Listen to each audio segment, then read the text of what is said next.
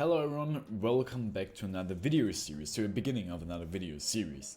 Since I'm going to start a lot of different video series and the possibility is extremely high that I'm not going to end any of them, I thought to myself, let's do a video series in which you just try, an endless video series where you just try to explain different concepts in math so people can watch this and yeah, I don't know. So today we want to start with something extremely important. Don't ask why there's derivation. This is just for me because I like to forget the word, which is extremely stupid because the German, the Latinian word is extremely similar to this, but just for me. So we've got the inverse function here, and we want to know what the derivation of the inverse function is. An inverse function is therefore defined as we want to have a function g, so that like if we plug in our f and x, like this function, we want to get x. Same thing goes for this. So there is function like they eliminate each other. Eliminate is not correct, but let's for example say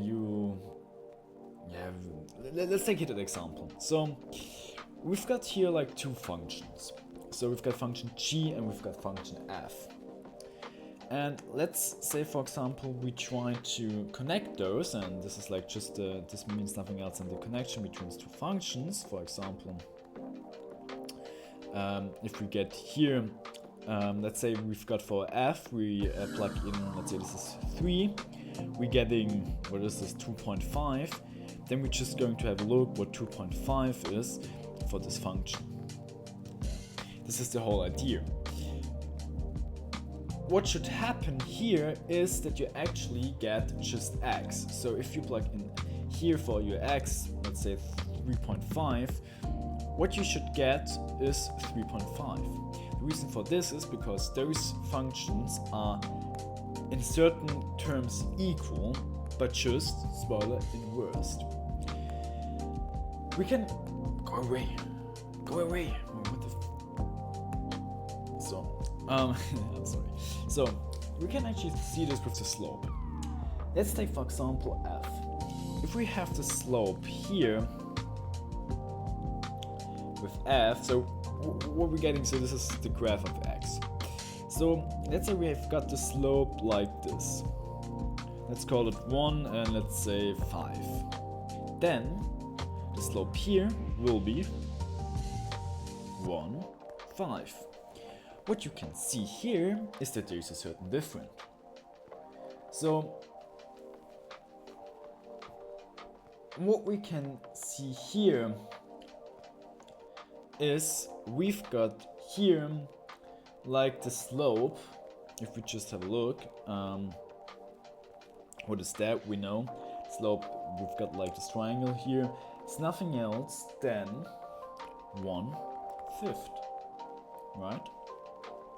And the slope here is nothing else than 5. So what we actually do have with an inverse function, this slope is just inverted. And what do we do with inverted? So this is nothing else therefore than, right, which is equal to 5. So this is like the idea where the invert comes from. So this is very nice that we now understand it graphically, but why do we need this? So let's say we've got a certain point here. Let's call it, what should we call it? 6, 6, 7 for example. This is the point 6, 7. We can say, so for function f, let's write it so, go away, it should work, I don't know. So we've got the point 6, 7. And let's try to understand what f means. So for f, maybe I just should, 6, 7 makes no sense, I'm so sorry. Let's say this is, no. Let's say for example, let this be 8 and let this be 2. So then we know our point here is going to be 8, 2. I hope because the video seems a little bit. So this is our point. Let's see what this means. If we plug in our function fx the x value 8, we should get 2. So I'm sorry. So f of 8 gives us 2. This is the reason why we can write this as 0.8 and, be careful, f from 8. Right? I mean, this is the whole definition of a function. You plug in a certain x value and you get a y value. Not in every function, of course, but in our terms. So the idea here is that the slope of this point 8 can be expressed as, in the certain point 8, as this. I mean, this is the whole definition again of a function.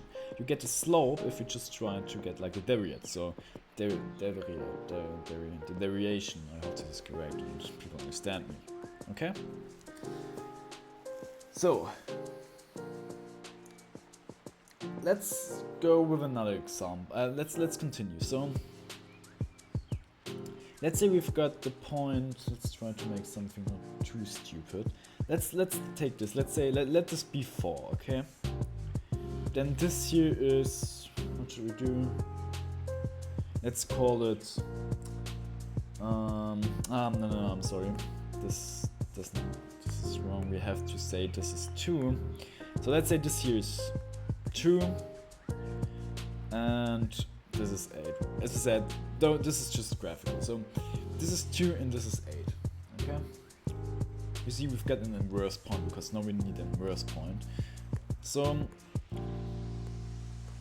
2 and 8. If you see this is just inverse, and we know because of the function there's like this idea that this inverse function here and here, so yeah, there I knew I did a mistake. I'm so sorry. This has to be here. Oh, whoa, I made that's crazy. So this actually has to be here, 1 and 5. So here, the slope here is 5. I'm very sorry. I wanted to, but okay. So this is the whole idea. You inverse the point, and what you get is then the slope here is nothing else than 1 over the slope of 8. Okay. Of course, we can write this as well with this idea. So what we're just saying, this is nothing else than g of 2. The reason for this should be clear. If we plug in 2 here with our x value, we get 8, although this is graphically not correct. So let's keep going on. Since we know f from 8 equals 2, we said this is 8 and 2, so this has to be equal to 2. We know that this here is also f from 8. So what we can say now is this is nothing else than f8g2, right? So let's keep going on. Since we now have those expressions, we can do a lot of nice things with this. So the derivation, because logically, can be described as g, so we the derivative of g, f, and h. Let's try to figure out why this is true. So what we already clarified is that here, if we want to do this, if we want to have the slope from the point 8, we're just going to build a function here. And the same idea we're going to do here, because our x value is actually is g from 2. This is our x value and this is our y value. We need to make the derivation of g and plug in this. Okay? I'm sorry, I'm so sorry. XY, I'm so sorry. It's getting late, I'm sorry. So, since we want, but same idea. Oh, Jesus Christ. So, since we want to have like if we want to know the slope in a certain point, which is going to make the derivation of g of 2, and we plug in our x value, which is f from 8, and what we get is this form. Okay, so this is the whole idea. So now we actually know that if we want to have like f of like this, I'm sorry, this is going to be nothing else, and now we just have a look back to our graph. Oh, yeah, we remind ourselves there's like an inversion, so this is just the slope just being inverted. So the only thing we're going to have to do here is we say this is nothing else than this. Okay, so let's make it clear.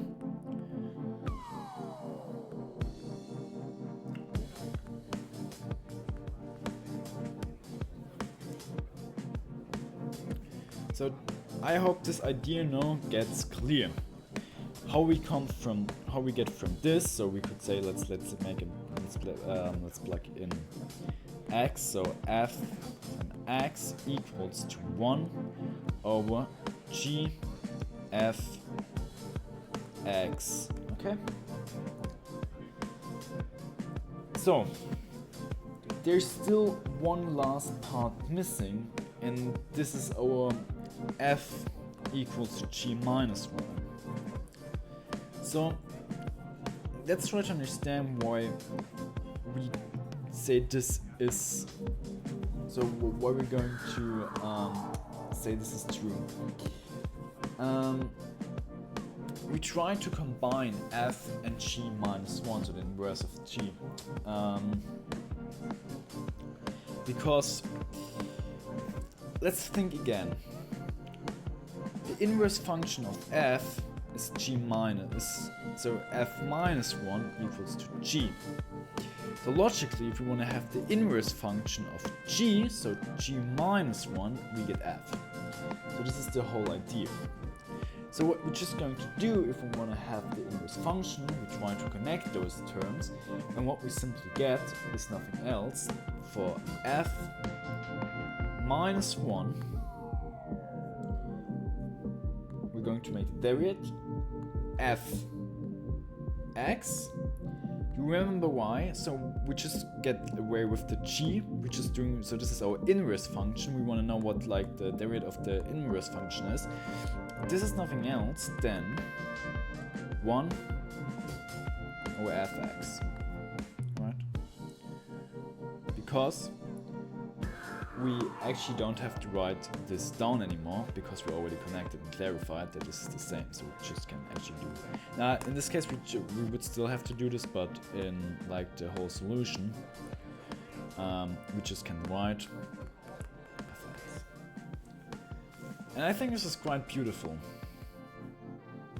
to show why the derivation of the inverse function is nothing else than this. I think I explained this extremely complicated, actually too complicated, therefore I'm very sorry. As you may hear, I'm only starting out to explain things.